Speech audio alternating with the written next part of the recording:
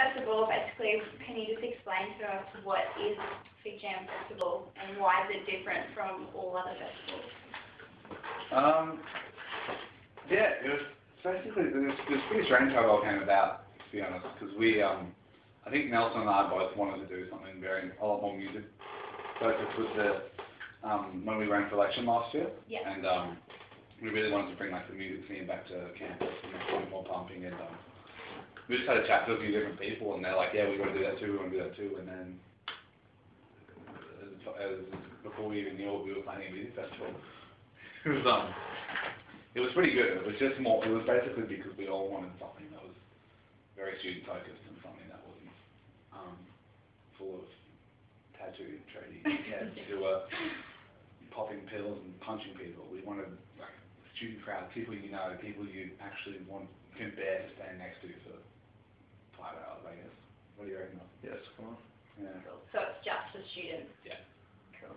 Like that was pretty clear. We wanted to make sure that it was a student festival for students, and that would make the atmosphere a lot more pleasurable, I suppose. Yeah.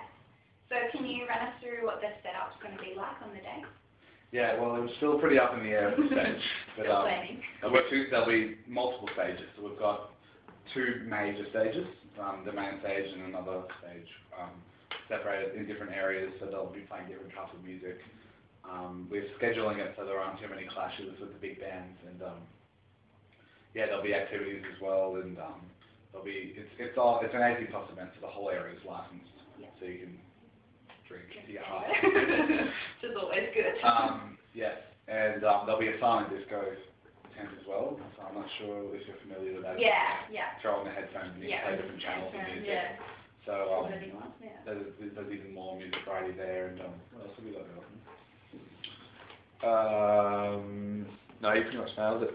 There's a few unconfirmed. Yeah, there's a few things that we want to throw down, and that will get thrown down, but we don't want to let on, so it's a bit of a shock. Bit of a surprise. Yeah. So there's a pretty awesome lineup. Who are you most excited about? I've been a big Banshee fan for a while. Yeah. So I'm pretty excited to see them. And I saw Nina in Las Vegas on the weekend at the Groove and Mood Festival, and she was a beautiful show. Oh, really? So I'm actually really pumped to see her too. What about you, Nels? I've seen John Still Singers a couple of times, and they're amazing, and obviously they're local, so that's pretty cool. Yeah. And I like the Aston Shuffle, I like listening to their mixes on Friday evening, so yeah. Definitely the ones.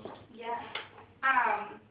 So what's in store? Like, are you planning to have this become an annual thing if it goes well? Yeah, there's no ifs and buts about it. It's definitely, I reckon it's here to stay, Figjam. Yeah. Hopefully. Yeah, I reckon some capacity, yeah. People are excited. Have you been getting good response from? Yeah. It's pretty good. Show. Like you can't go on Facebook without seeing it, right? Yeah. We like to hope, anyway.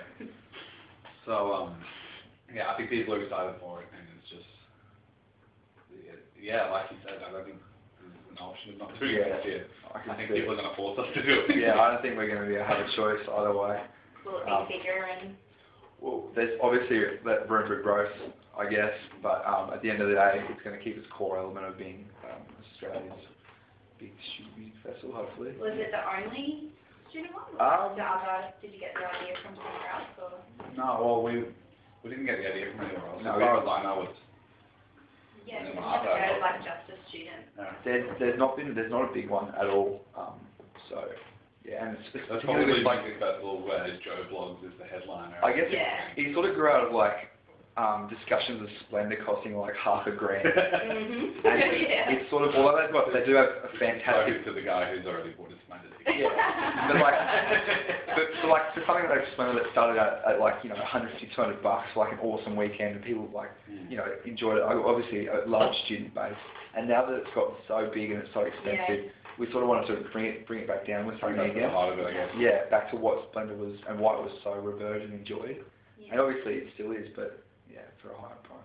Yeah, I could not afford to go to Splendor. But I'm glad that there is that sort of profile of event. But as Splendor sort of grew, that's why Figjam's there to plug that gap again, I guess. Yeah, and then it'll have room to grow as well. I guess so. Why not?